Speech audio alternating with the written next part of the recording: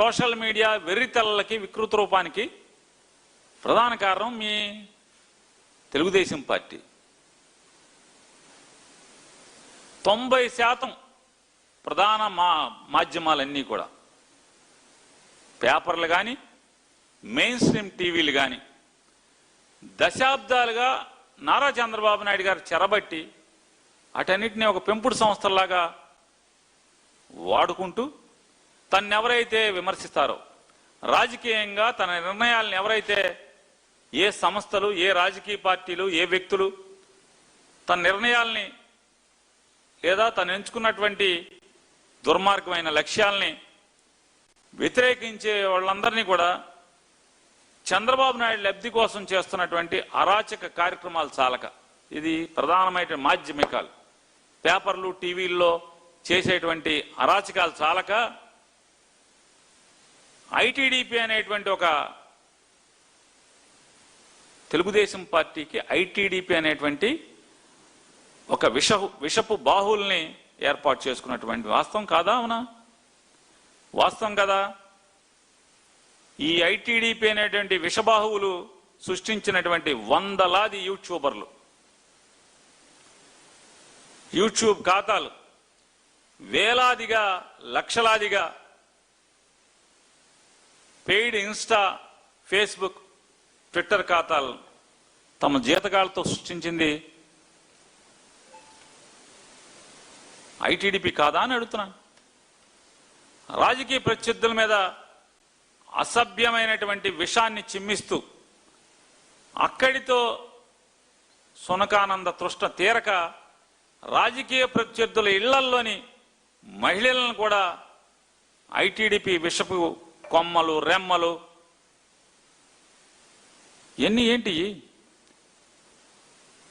ఐటీడీపీకి విషబాహువులు తెలుగుదేశానికి విషబాహువులు ఐటీడీపీ అయితే, ఈ ఐటీడీపీకి మొలిచినటువంటి విషపు కొమ్మలు, రెమ్మలు ఇవన్నీ కాదా అంటున్నా ఈ తప్పుడు ఖాతాలు.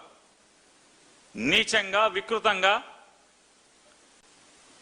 అడ్డగోలుగా, అసలు బరి తెగింపుకు హద్దు లేకుండా ఇంట్లో ఆడవాళ్ళని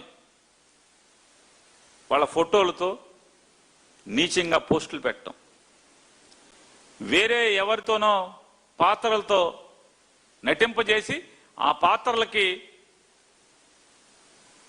ప్రత్యర్థి రాజకీయ నాయకుల యొక్క ఇంట్లో ఆడవారి ఫోటోల్ని, తల ఫోటోల్ని, మొహాల్ని వాటికి అతికిచ్చి, ఆ వీడియోల్లో అతికిచ్చి సునకానందం పొందినా కూడా వీరికి హద్దులు లేనటువంటి చేస్తూ, అక్కడితో ఆగకుండా స్వయంగా ఈ రాష్ట్రానికి ముఖ్యమంత్రిగా ఉన్నటువంటి అప్పటి ముఖ్యమంత్రిగా ఉన్న జగన్మోహన్ రెడ్డి గారి శ్రీమతి గురిని కూడా ముఖ్యమంత్రి స్థానంలో ఉండగా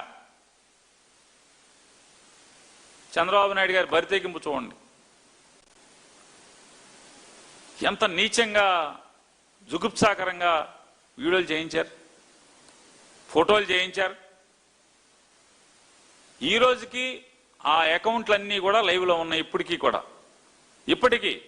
ఇప్పటికీ చంద్రబాబు నాయుడు గారిని, లోకేష్ గారిని, తెలుగుదేశం ప్రభుత్వాన్ని ఆకాశానికి ఎత్తుతూ వైఎస్ఆర్ కాంగ్రెస్ పార్టీని, జగన్మోహన్ రెడ్డి గారిని, వైఎస్ఆర్ కాంగ్రెస్ పార్టీ నాయకుల్ని నీచంగా, వికృత చేష్టల ద్వారా, వికృత కల్పనల ద్వారా మరి ఇవాళ అదే అకౌంట్లో నడిపిస్తున్నారు కదా.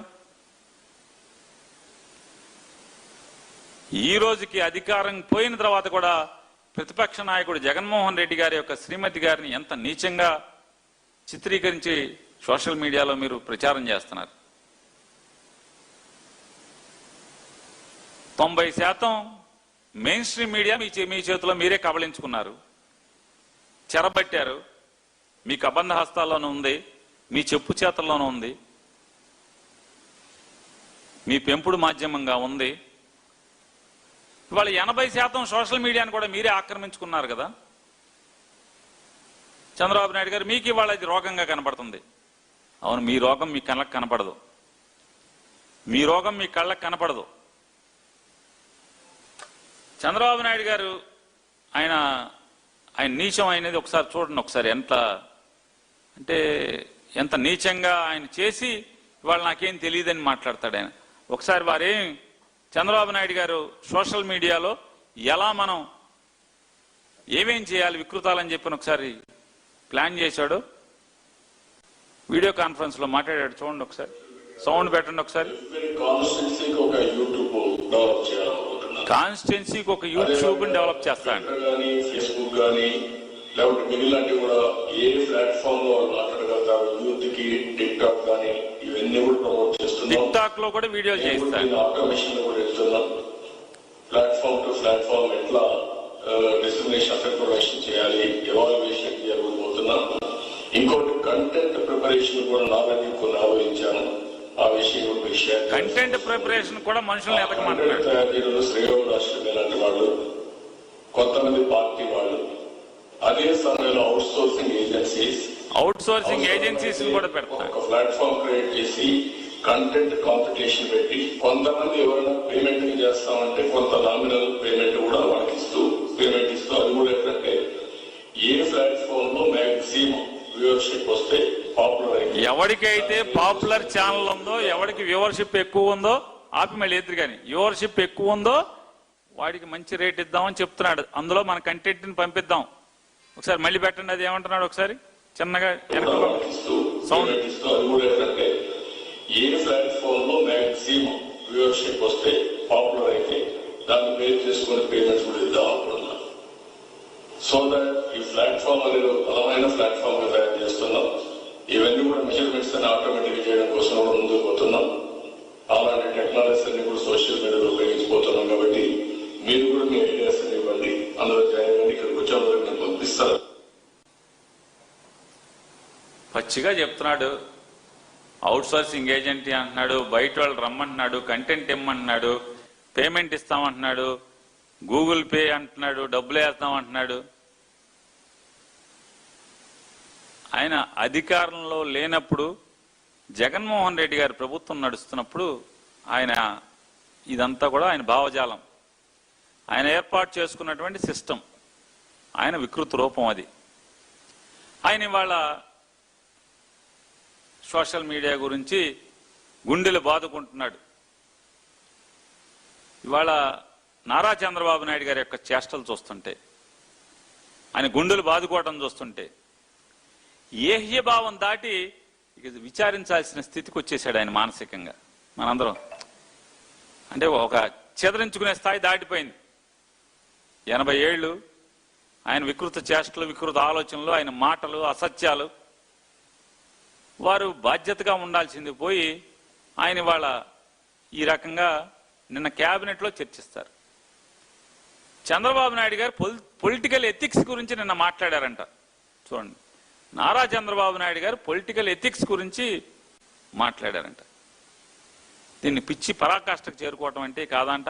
కాదంట చెప్పండి, కాదా అని అడుగుతున్నా.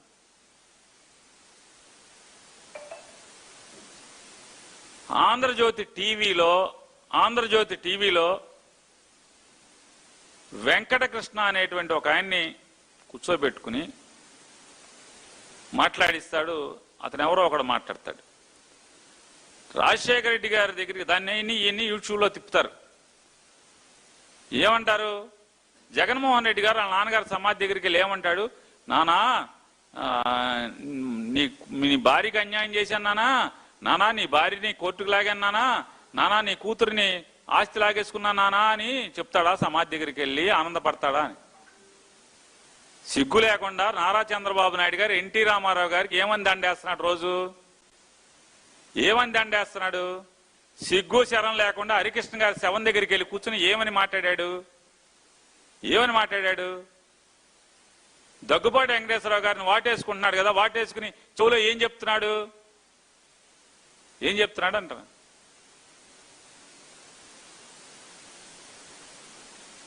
మీరు ఈ పైశాచిక ఆనందం పొందుతూ ఇట్లాంటి తప్పుడు ప్రచారాలని తప్పుడుతనంగా ప్రచారం చేస్తారు.